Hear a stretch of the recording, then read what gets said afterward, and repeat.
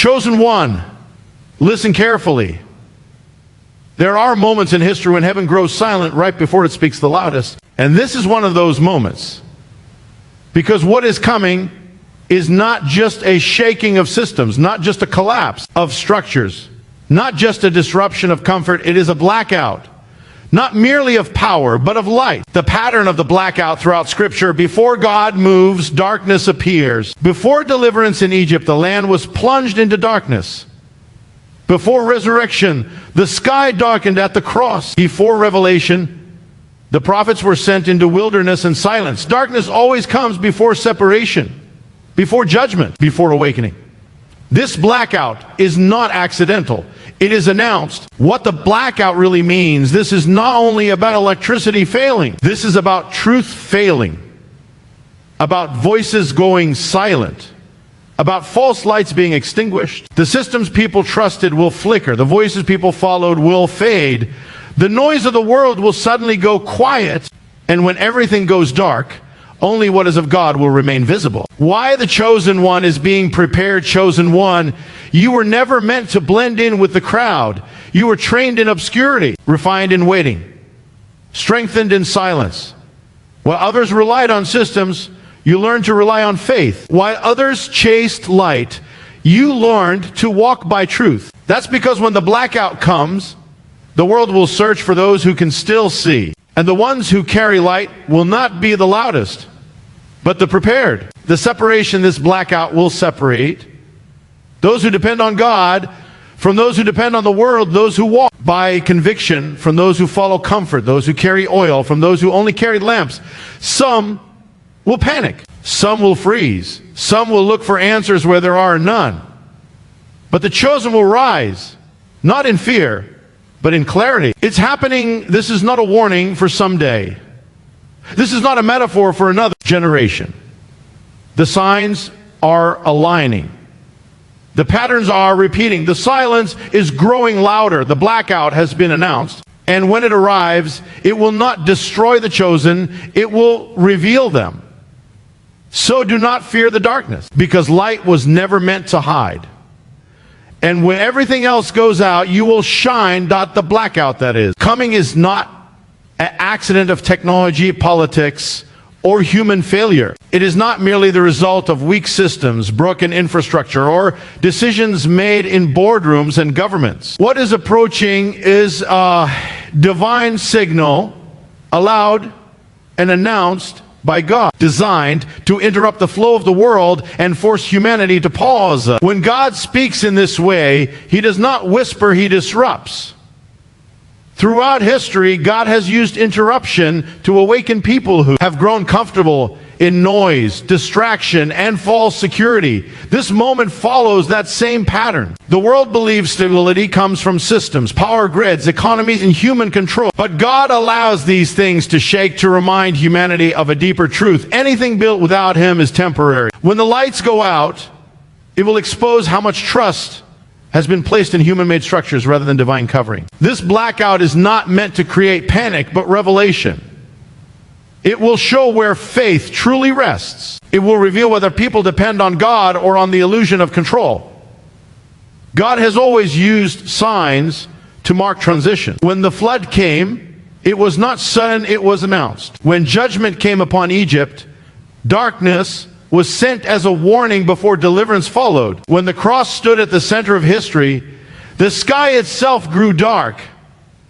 These were not coincidences. Darkness in Scripture often signals a turning point, a dividing line between what was and what will be. The blackout functions the same way.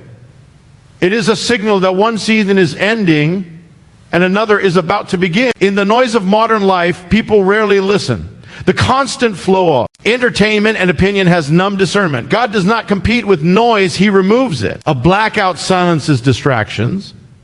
It forces stillness. It creates a moment where voices stop, screens go dark, and people are left alone with their thoughts, their fears, their faith.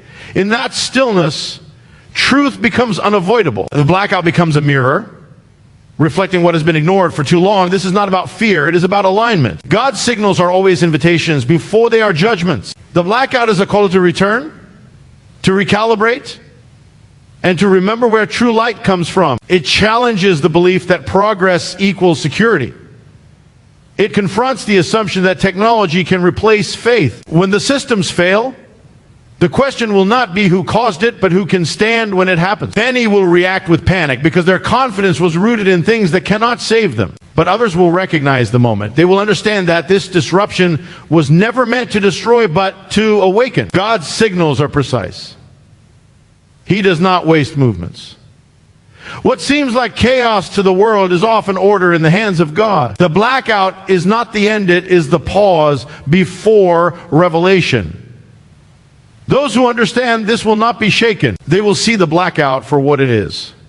A divine interruption meant to reset priorities, expose false dependencies, and prepare the way for what comes next. When God announces something, it is because He is about to act. And when He darkens the surroundings, it is only because He is preparing to reveal a greater light. Darkness has never been meaningless in the story of God.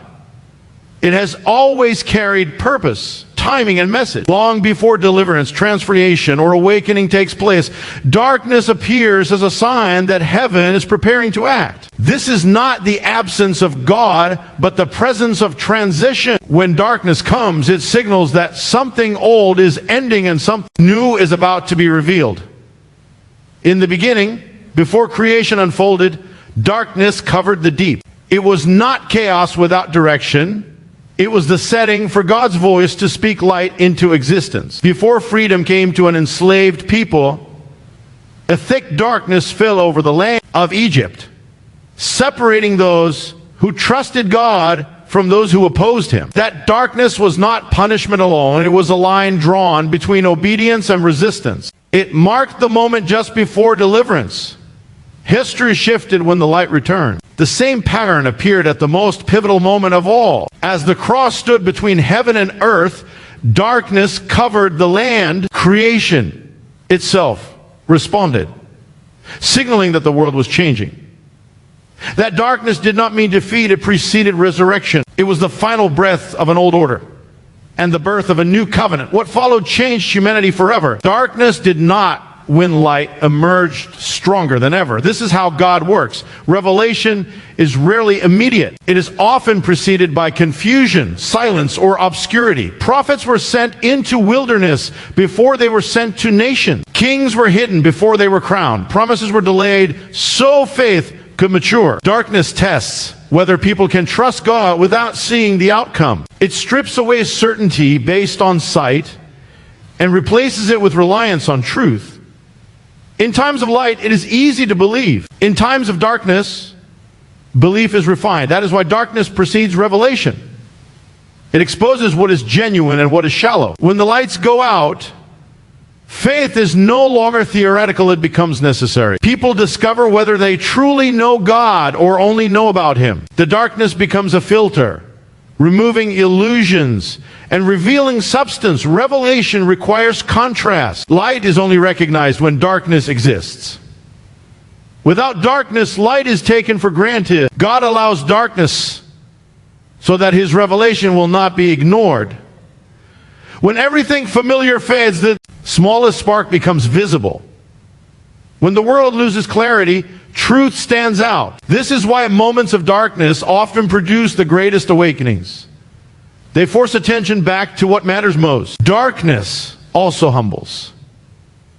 It reminds humanity that control is limited and knowledge is incomplete. It confronts the belief that progress has replaced dependence on God. In the absence of light, human confidence weakens and humility has space to grow. That humility prepares the heart to receive revelation. God resists pride, but He reveals Himself to those who recognize their need. This present darkness follows the same ancient pattern. It is not random, and it is not permanent.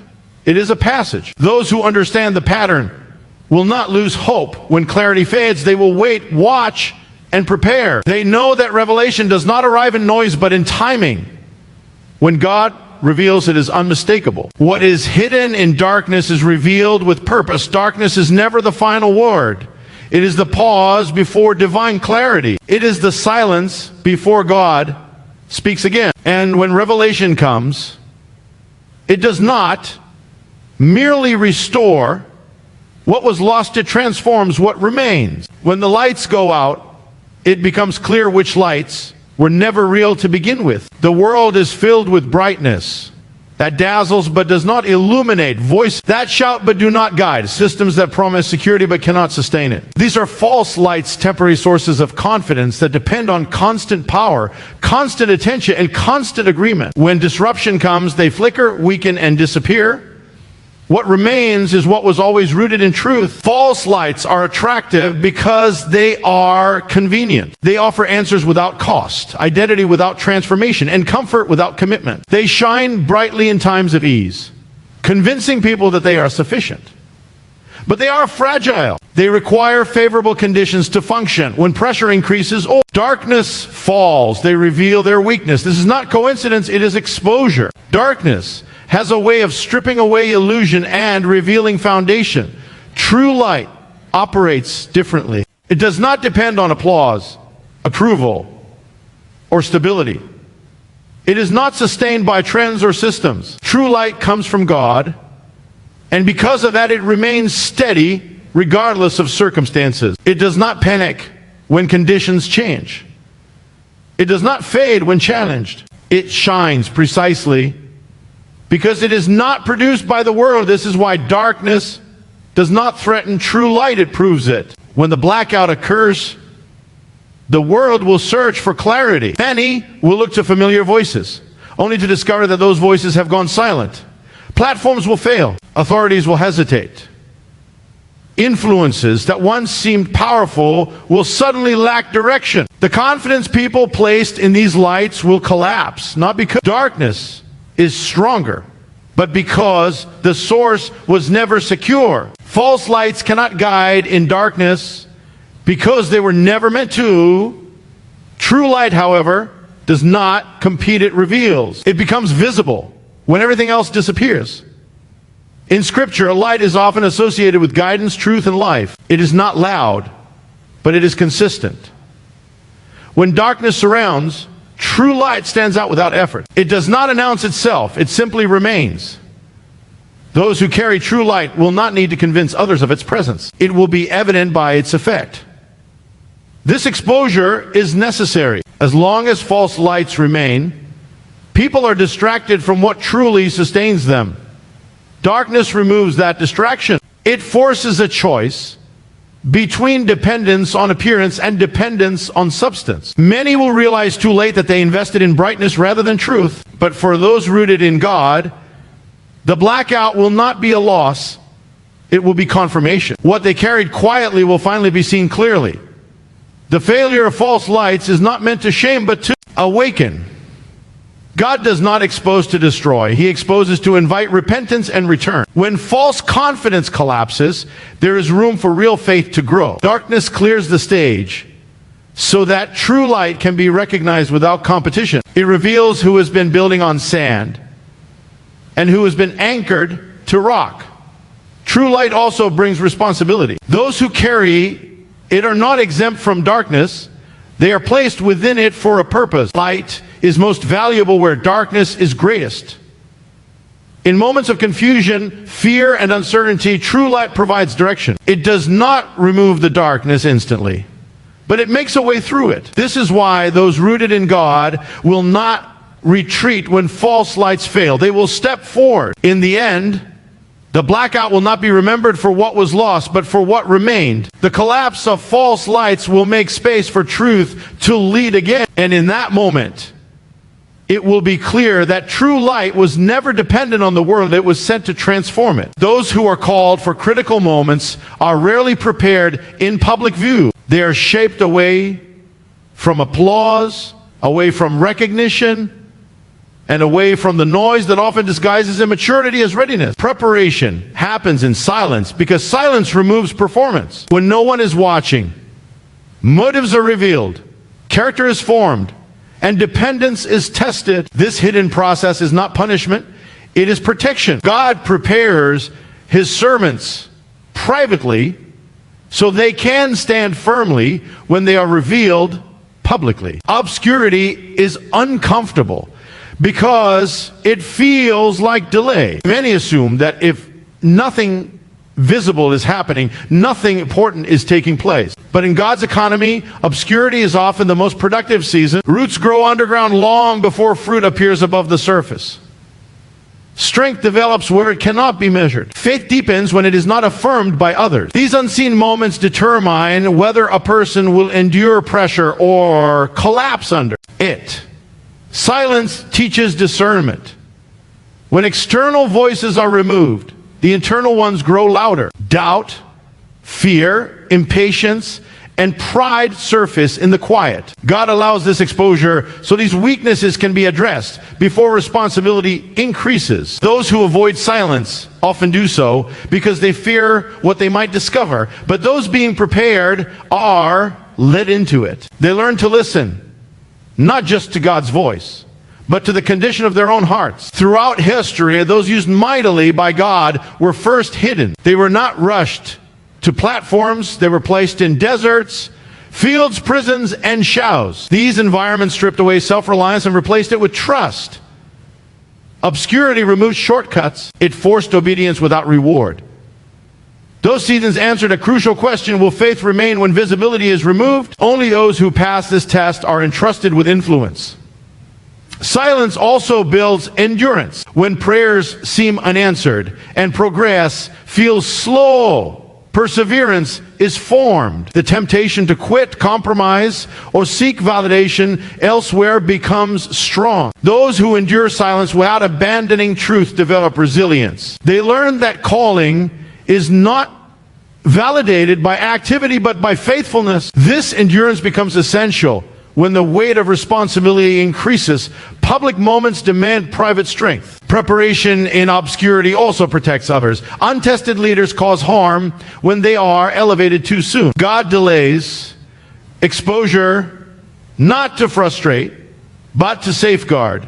He knows that visibility amplifies both strength and weakness. What is hidden but unresolved will eventually surface. Obscurity provides space for healing, correction, and growth before influence magnifies impact. When the blackout comes, those accustomed to silence will not be overwhelmed. They have already learned to function without constant affirmation, clarity, or comfort. They know how to move forward when direction is not obvious. Their confidence does not depend on circumstances because it was forged in uncertainty. While others panic in darkness, they recognize familiar territory. Obscurity teaches reliance on God rather than systems. Those prepared in hidden places learn that provision does not always come through predictable means. They learn to trust timing they cannot control. This dependence becomes critical when external structures fail. Those who relied on visibility will feel lost, but those trained in obscurity will remain steady. When the time comes for these prepared ones to step forward, it will seem sudden to others, but nothing about it will be sudden to them. What appears like an overnight rise is the result of long seasons unseen. The silence, the waiting, the obscurity, none of it was wasted. It was preparation. In moments of disruption, God does not search for the loudest voices, but for the deepest roots. Those shaped in silence will stand when others fall. And when they do, their presence will not draw attention to themselves, but to the God who prepared them when no one was watching. Moments of great disruption have always carried a dividing effect. They do not create what is inside people, they reveal it. When pressure increases and certainty disappears, hidden foundations are exposed. The blackout is not designed to destroy indiscriminately, but to separate clearly. It draws a line between sources of trust, between surface belief and deep conviction, between dependence on the world and dependence on God. Separation is uncomfortable because it removes the illusion that everyone is walking the same path. In times of peace and stability, differences are easy to ignore. Shared systems, routines, and benefits blur distinctions. But when those systems fail, alignment becomes visible. The blackout will reveal who trusted God for convenience and who trusted Him for truth. This separation is not about favoritism. It is about foundation. Destruction tears down without purpose. Separation, however, has intent. God separates to preserve what must endure. When darkness falls, it exposes which structures were never meant to carry weight. Those who place their confidence in temporary things will feel that. Lost sharply because their security was tied to what cannot last. But those whose trust was anchored beyond circumstances will remain intact, even if shaken. This moment will separate fear-driven responses from faith-driven ones.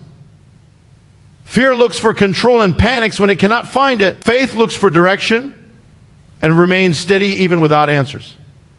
The blackout will magnify this difference. Some will rush to secure what is fading, exhausting themselves, trying to restore what God is allowing to pass. Others will pause, discern, and wait, recognizing that not everything that falls needs to be rebuilt. Separation will also occur between appearance and authenticity. Many have learned how to look strong, spiritual, or prepared while relying on external support. When that support disappears, performance collapses. Authentic faith, however, does not rely on visibility or approval. It remains when recognition is removed. The blackout strips away the surface and reveals the core. This division is not meant to condemn, but to clarify. God separates so people can see where they truly stand. Without clarity, correction is impossible. The blackout becomes a moment of honesty. It confronts misplaced trust and invites realignment. For some, it will be painful, but pain does not equal destruction. It can be the beginning of transformation. Those who walk through this separation will find that God does not abandon them in the darkness. He guides differently there. He teaches discernment, patience, and reliance. The removal of false security makes room for deeper dependence. What feels like loss becomes refinement. What feels like isolation becomes focus. Separation also prepares for purpose. God often divides before He assigns. He distinguishes before He sends. When roles become clear, confusion decreases. Those meant to carry responsibility must first be separated from distractions, fear, and compromise. The blackout accelerates this process. It shortens the distance between calling and readiness by removing what cannot follow. Not everyone will interpret this separation correctly. Some will call it failure, judgment, or collapse. But for those who understand God's ways, it will be recognized as alignment. What no longer fits will fall away. What remains will be strengthened. This is not the end of faith. It is the refining of it. In the end, the blackout will not be remembered as a season of destruction for those who trusted God. It will be remembered as the moment when clarity replaced confusion and alignment replaced compromise. Separation made room for strength.